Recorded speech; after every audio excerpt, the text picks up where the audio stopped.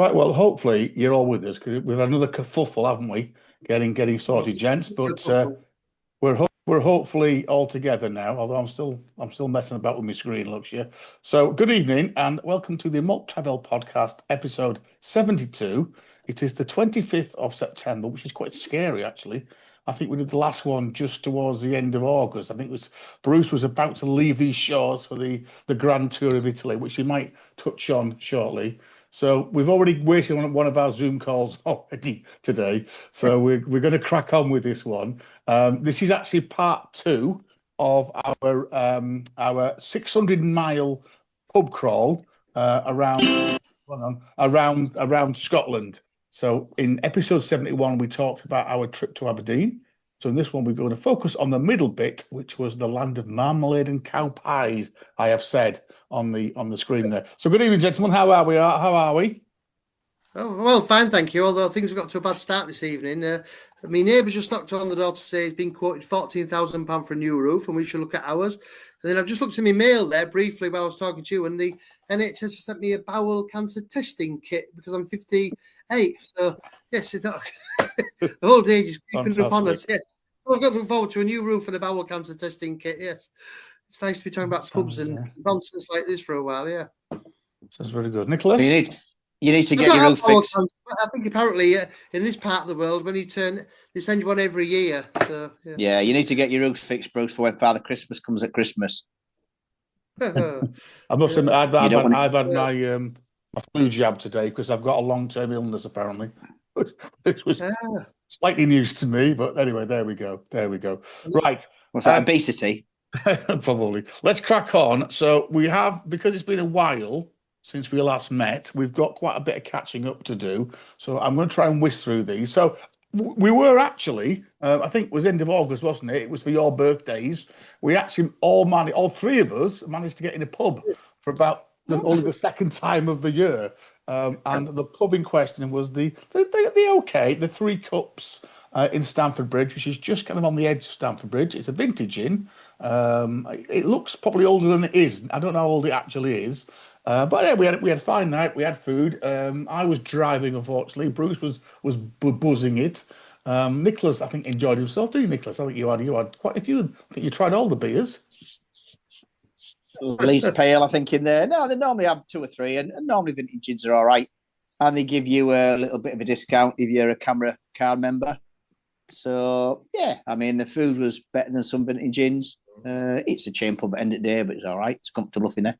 Yeah, so it was quite nice, wasn't it, really? Yeah, and it's quite handy, Bruce. It's on the bus route, isn't it, from York? So I know you... Right outside, yes. Outside the door, very good. Right, so I'm doing the Potteries Half Marathon on Sunday, which I am walking, I will hasten to add. So I've been putting some miles in, and I've been combining miles, as always, with a few visits to one or two pubs I hadn't been for a while. So I did a walk to Stone last weekend, and the weekend before that, I did a walk into Buxton, which ended up being a little bit more traumatic than I thought it was going to be. Not because of me walking or anything, but anyway, it also meant I was able to sample three new pubs actually, and one old favourite of mine. Quite like Buxton. It's a place that I don't know, for some reason the rest of my family don't particularly like it, so I only go occasionally. And it's obviously just over the border from Staffordshire in Derbyshire. And I managed to get initially, I was thinking about going to the brewery, but the brewery's a bit of a walk out, and I've heard some kind of disappointing news really about the brewery tap. I think we mentioned it on here last time. But anyway, the first pub we got into was is it still open? I thought there was. No, it's still open. Being closed. Yeah, they keep kind of mimmoring. I think they've had an injection of money from somewhere. But anyway, the Cheshire Cheese, which is up in the Old Town, which is the kind of the bit up the hill, the Old Town of Buxton, and it's a Titanic pub. And I've been past it many times. I think Nick, you may have been in this one. You've certainly been past it. But Titanic took it over about 4 or 5 years ago. I think it was a bit of a rough pub before that. But it's a very nice pub. Got quite a nice little seating area outside. It was quite a nice, early September day. I just know Titanic, I know they're boasting today, they've just got 11 pubs in the the new camera whatever it's called, pub guide, sorry. So they and it's their I think it's their 40th birthday this year as well, which they're celebrating. So that was quite nice in there. I actually had an Ashover beer in there. Ashover is from I think it's called Cross Clays. It's a little brewery in Derbyshire. We get quite a few pubs around here. And then a new venue across the road, which I didn't even know was open, called The Vault. And if you're on YouTube, it's that bottom corner. This is kind of where the old marketplace is at the top end of it. It's where old Buzzy's pull in. And I think there's a Tesco or something, or a little one of the supermarket chains there. I don't know what this was. I think it might have been a cafe. But anyway, it's called The Vault now. And they managed to get some seating outside. So it was quite a busy day in Buxton because it was their music festival. So there was a load of music and beer and food stuff going on down in the actual museum, not the museum, the Pavilion Gardens. So it's quite quiet up here. So I had quite a nice beer in there. That was a Buxton Fringe beer that was brewed by Buxton Brewery as part of the Festival Fringe.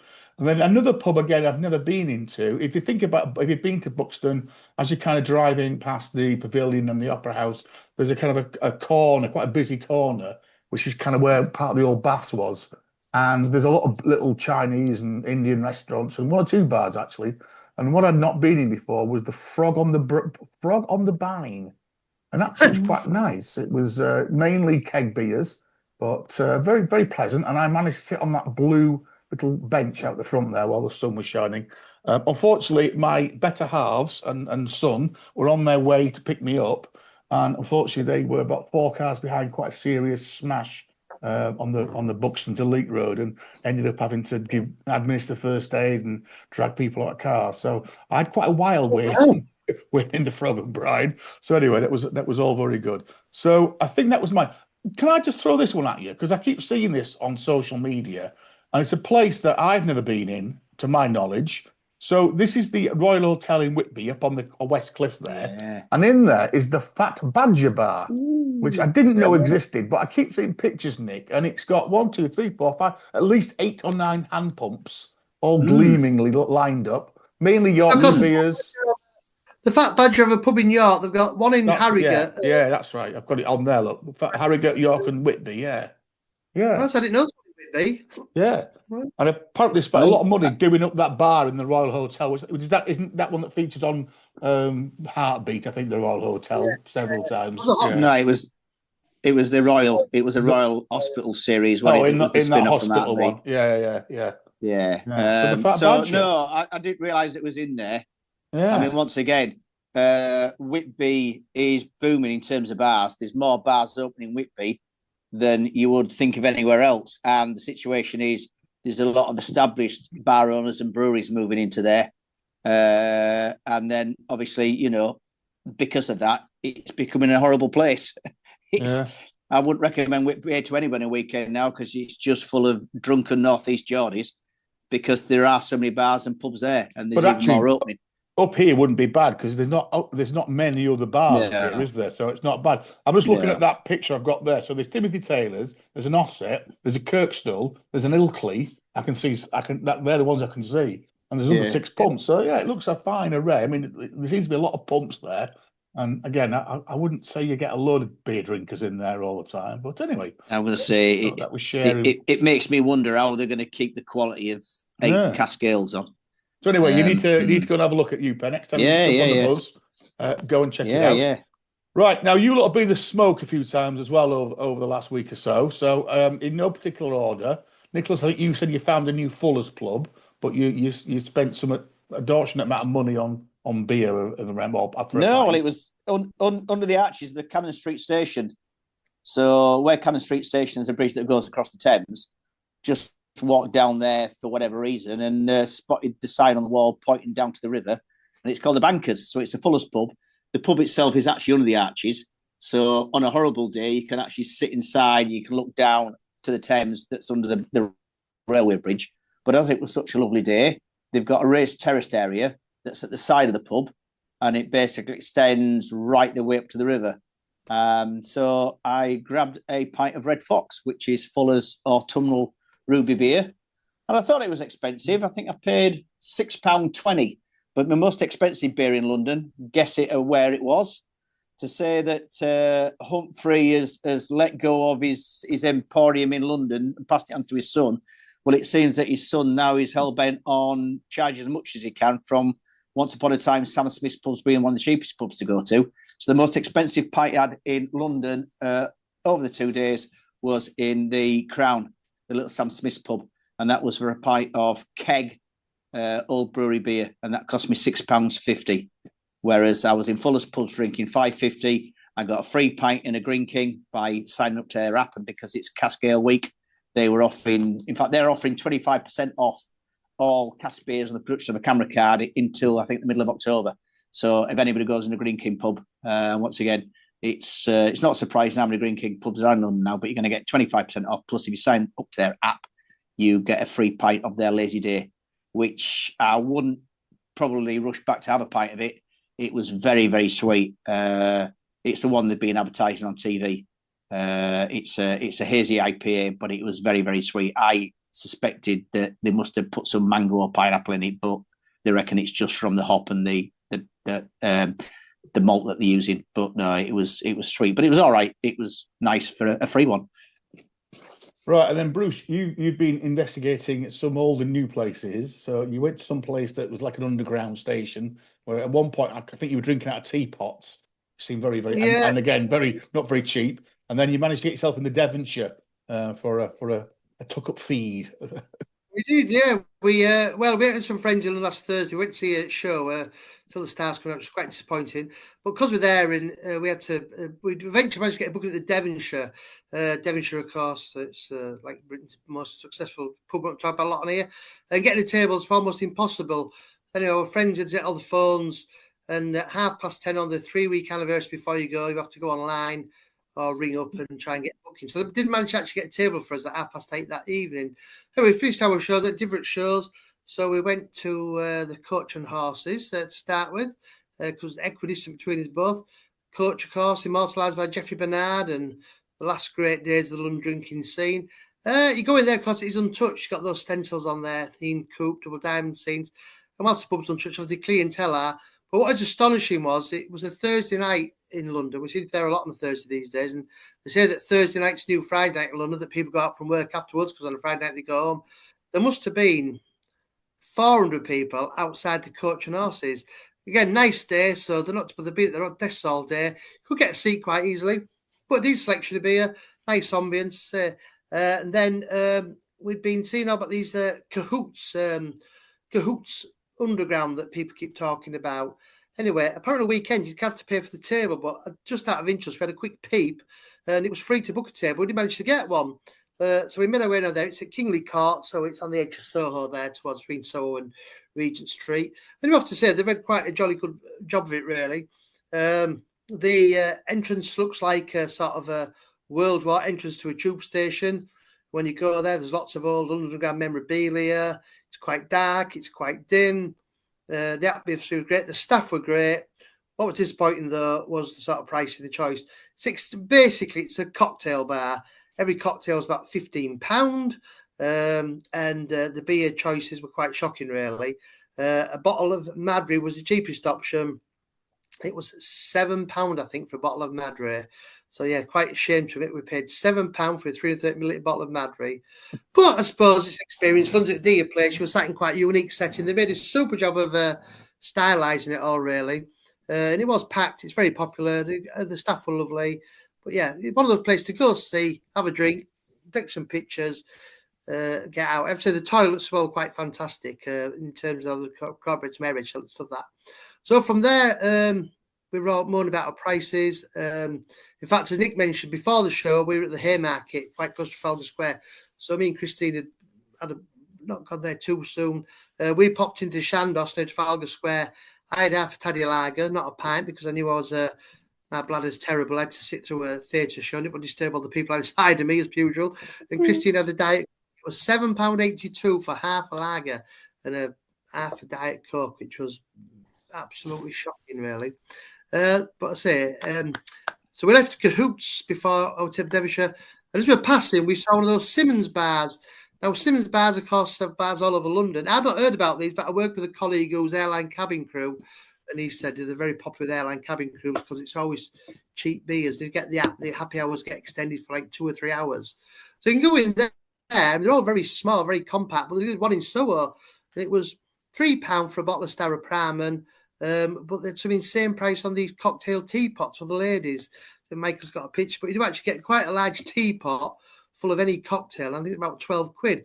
And unbelievably, on a Saturday, you can get two teapots full of cocktails for £12. So again, that was something different. Yeah, if you have to cheap beer on a budget, worth popping into really. And then so we managed to get a table at the Devonshire, probably Britain's most sought after table. I have to say, all hype is it? What is it going to be? There's so much hype about it. So many YouTube videos. What was it going to be like? And it was absolutely fantastic, really. I mean, you go there, you got a pint. They've got 2 restaurant floors there. Tables are packed in together, but it's got a very, very late 60s, sort of 70s ambience, white tablecloths, fantastic stellar service. And it was just wonderful, really. The lighting, the atmosphere, the ambience. And to the credit, what they do is, no matter what time you go, it could be Friday, Saturday, it operates a 3-course set menu as well. So, I mean, it's £29 for 3 courses, literally in the shadow of the Neon at Piccadilly Circus. And for the quality of the food was absolutely superb. The service was exemplary. Again, the Guinness was great. The picture Michael's got there for watching YouTube is their set menu one that night was they had a skirt steak, but they said they were a bit short of that. So they also offered the Guinness suet and steak pudding, which was unbelievable. I mean, looks very similar to what Tim Martin serves, Brooks. Well, it Goblin. didn't taste like Goblin. It Goblin taste one. like it. Yeah. I mean, that's a good point. I mean, There's actually, no other veg. some of those, all I can see is chips and a pudding. No vegetables. there was a side of carrots, bacon, and onions with it. It's just that you didn't eat the vegetables, then, Brooks. Right now, without sounding like Nicholas, we're not a food podcast because there's plenty of those around. Bruce, what was the Guinness like? Again, the Guinness was very good. I'd say the coach and horses, Guinness, I think it was a bit disappointing.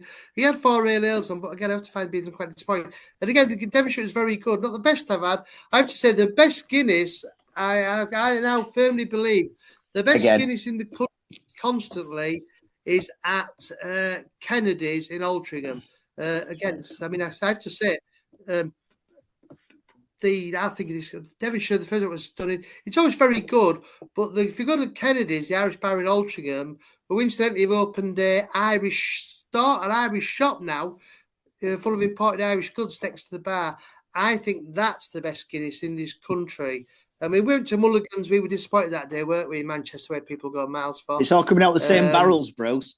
It's all coming out It's all coming out the same huge, massive, great, ginormous vat. It's all to do with the nitrogen. Anyway, we move on because we're way off Scotland yet. Whilst you were enjoying yourself, Guinness. I was in the lovely Burslem on a very extremely wet Saturday, courtesy of Sky TV, who managed to come to. I'm just showing you there on YouTube the Port Vale fan zone. This wasn't when Arsenal. This was before Arsenal arrived on last night. So it was a bleak day, but I found Bruce's perfect little bar. I've mentioned it before, Johnny's Micro Bar in Burslem.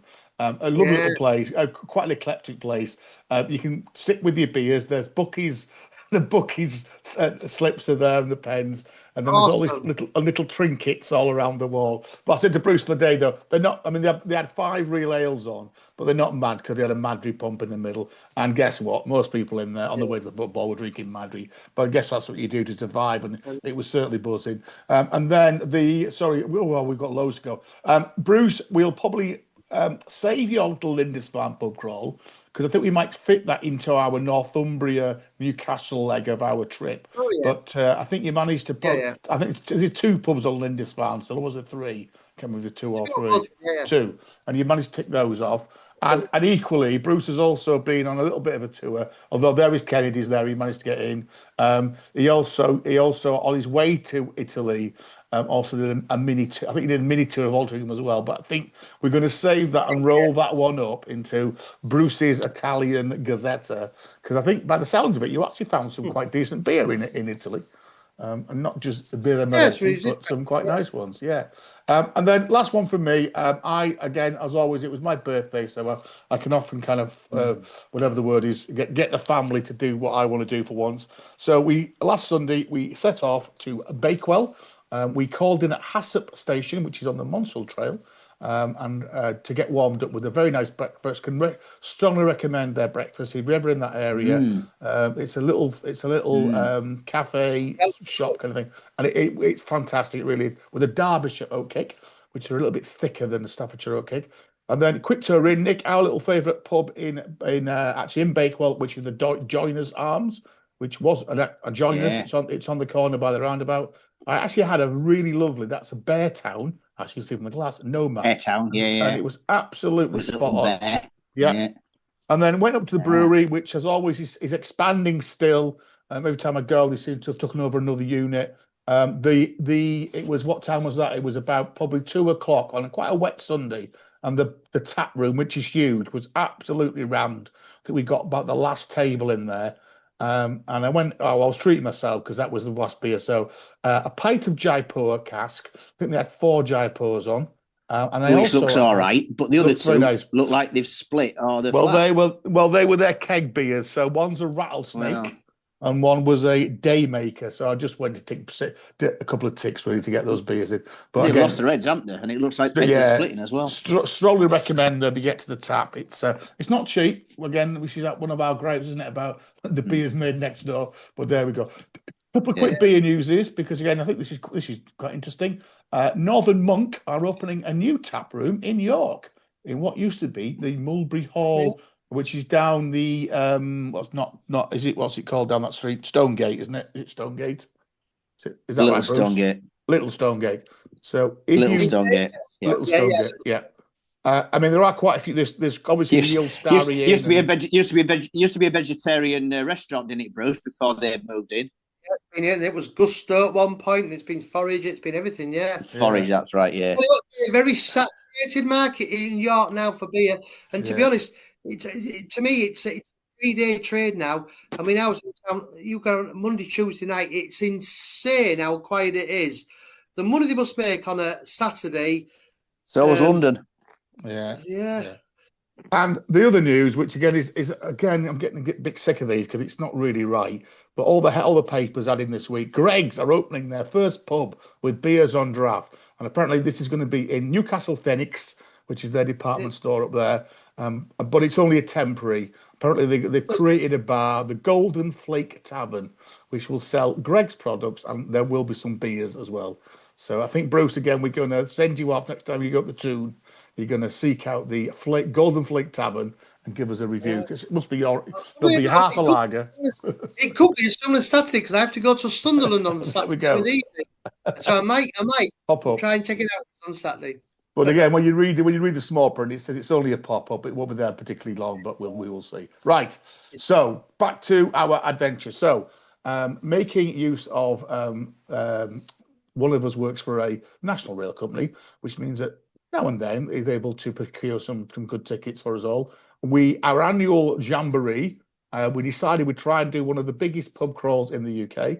So we actually picked York to Aberdeen, and which is around about a 600-mile trip. We did it over 48 hours.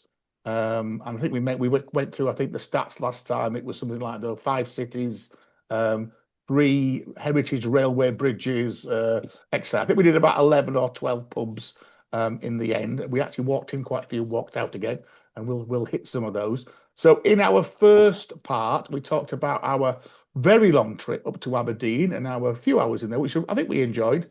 We particularly the grill. We could definitely recommend that. And the Huff was okay. Mark Hammerens was all right. And I think last time we left you, when we were just jumping on a ScotRail train, a very busy ScotRail train, back down to Dundee, down that East Coast line. With 4 cans of with tenants procured. Fortunately, there were no Scotch pies.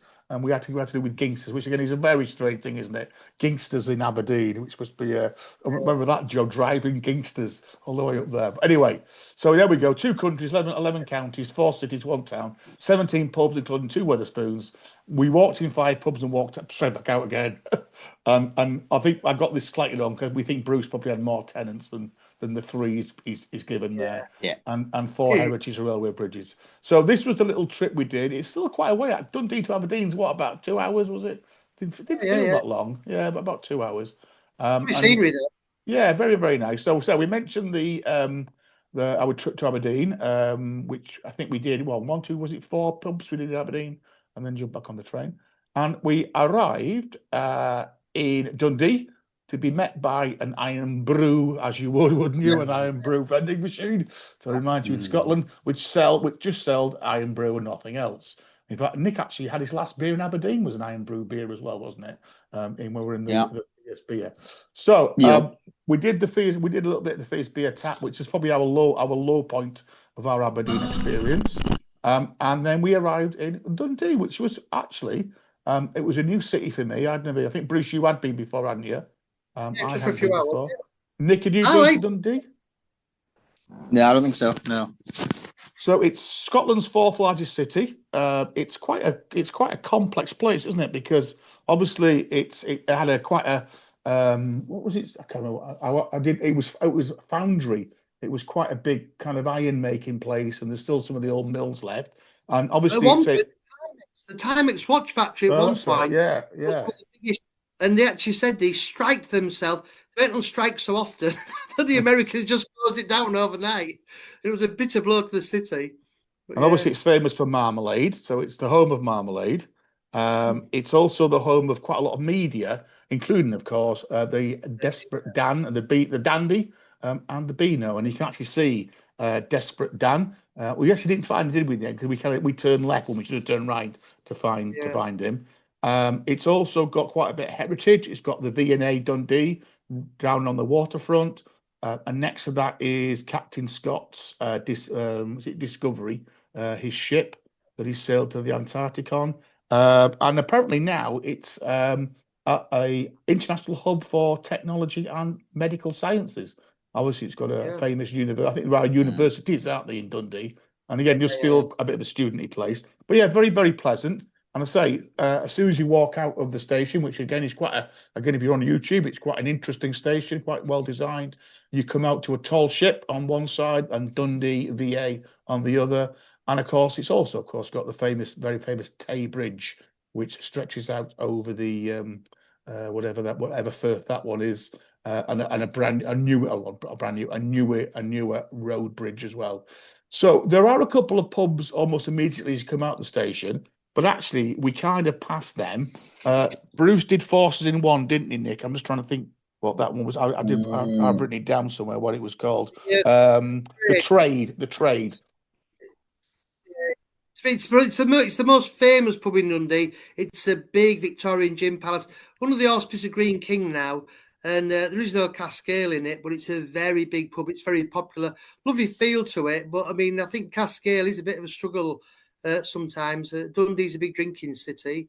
In fact, that just reminds me, actually, we've always been talked about exactly how much of the market in Scotland Tennent's Lager has. And actually, I found out the answer this week. They've watched Phil Carr on YouTube and things. He did the Tennent's Brewery Tour. As a quick guess then, of the total alcoholic market in Scotland, how much of it is Tennent's Lager? What's one single drink? Over 60%. 70%. 38% of all alcohol bought and sold in Scotland is Tennent's Lager. 38%. Most people in the pubs. Most people in the trade were drinking Tennent's Lager with, for some reason, hard hats or white hard hats and yellow tabards. So me and Nicholas were quite impressed with the Victorian features that Bruce had sold to us. So we walked in and walked out again. We also passed the Star and Garter, which is kind of opposite that, which looked okay-ish. But we had our eyes on a bit more of a kind of a proper boozer. So we had to wander a fair way up the hill, probably about 15 minutes, into the edge of Studentville and the Phoenix, which was, I think, worth finding, wasn't it? 150 years old, pretty rammed for a Friday kind of late afternoon. Well, it was just that time of day, wasn't it? People finishing work, and obviously they were on the way out the city to the homes, and it was the place to go. Plus, you've got a bit of student developers there as well, so you've got students who'll drink at all different times of day and night, and So again, if you're on YouTube, you can see there the Phoenix on the outside, and then the two pictures on the right are inside. I would say probably an older, although we were on Studentville, it was quite an old clientele that were in there, but very well natured. We managed to get a table just inside that window. Again, a nice range of beers that were on. Again, this bar's got quite an interesting bar gantry, but apparently the bar gantry is actually from a pub in Cardiff that was demolished, and they managed to save the bar gantry. Some nice chairs, weren't they? You can see that again if you're in the picture there. Some quite nice chairs. Quite an eclectic mix, wasn't it? In there, it was fairly spit and sawdust, really, wasn't it? And whilst there were some features, they didn't really, they were kind of, tucked away. But yeah, it definitely worth a visit. And I say, I think we all had a different beer in there, and it was certainly on top form. And then it was slightly further up the hill. We kind of went past university. Supposed to be frequented by Stephen Fry, that one, because he's the Chancellor of Dundee University. He was, and that was one of his favourite haunts, as it were. Yeah, and as you gain that height, it does mean you get quite a nice view, as you can see there on YouTube, over the Tay estuary. Another pub that was potentially on our list was the George Orwell, but again, that's another pub that we walked into and walked straight back out again. We then found the world's smallest bandstand, and again, if you are on YouTube, you can see Nicholas leaning on it, which was very, very small. And then we actually ended up in the Speedwell bar, and that's interesting. When before we got into Dundee, we actually did rush to the hotel and drop our bags and stuff off, and then came back into the town. And he was the taxi driver was telling us, locally they call this meanies. Apparently the landlady Meanie had it for a long, long time, and I think he said to us, she ruled with an iron fist. So that was all very good, and this was a great bar, wasn't it? Apparently it's one of the best Edwardian bars still in Scotland. Again, it was rammed, wasn't it? Interesting. There was like two bars, and you can see on that picture there where Nicky's in the queue there. But actually, there was a wall. There was I remember right. There was a wooden wall, wasn't there? So you couldn't get to that side of the bar. There was like a divide. Partition. It wasn't a room divide. It was like a partition. Yeah, and there were some of these etch screens. Apparently, a fantastic anaglypta ceiling in bright red. 100 whiskies. Again, an interesting set of toilets. And then actually we found, didn't we, to the left of where all these people were two actually the back room was busy, but the front room was quite quiet. Having stood at the bar kind of shoulder to shoulder, we then realised there was a little room you could go in, and it was very nice. But it was great in there, wasn't it? Really nice. Again, good vibe, Friday night vibe. Yeah, really, really nice. So that was Dundee. So we kind of then realised we had to get back to Broughty Ferry, because that is where we were staying. So we got back to Broughty Ferry, and again, I think it's a pleasant place. So Broughty Ferry is like a suburb, isn't it, of Dundee, really, although it's a separate entity in itself. And again, if you're on YouTube, you can see Dundee in the background there, and you can see the road bridge at the front, and then the railway bridges to the back. And having dropped our gear off, we then headed back into quite a busy town, actually. It's a fun little place, isn't it? It's kind of two-street town. We managed to stop Bruce going into the famous ice cream parlour, which dominates the high street. And instead, we went into what looks like a lovely Scottish bar called Jolly's. But actually, it's a Wetherspoons in disguise. And when you kind of go on the back, you start to see the coloured chairs. Again, if you're on YouTube there. This was one of the most bizarre Wetherspoons I've ever been in. It was strange. Well, it was almost in two halves, two very distinct bars. And quite different clientele. A massive long bar, wasn't it? A huge bar, but nobody at the bar. Everybody was kind of sat down, and the bar was actually deserted. There was glasses everywhere. Yeah, very poor choice on the bar. And, no, it was. I think Wetherspoons have a few. I mean, down here in England, obviously, you look at some of the ones. For example, in Rochdale, the choice of beers, the quality is astonishing. But they seem to have some quality issues up in Scotland. Even the housekeeping issues. And this was the dearest beer I bought this year because I had to chuck it in a plant pot. So anyway, The best thing is it. they had a big statue or sculpture of Dennis the Menace, didn't they, inside? And that was probably the best thing about it. And then wasn't there a huge picture behind the bar of a lion or something random? I remember there being a massive kind of. Anyway, because I actually did some live recording here, so I'm just going to play. I don't. The lads have heard this, so I'm just let me play this. This was our kind of there and then at the time.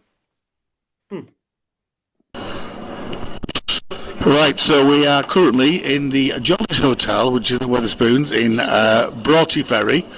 Bruce is not very impressed. Nicholas and I are drinking Bellhaven 80 shilling.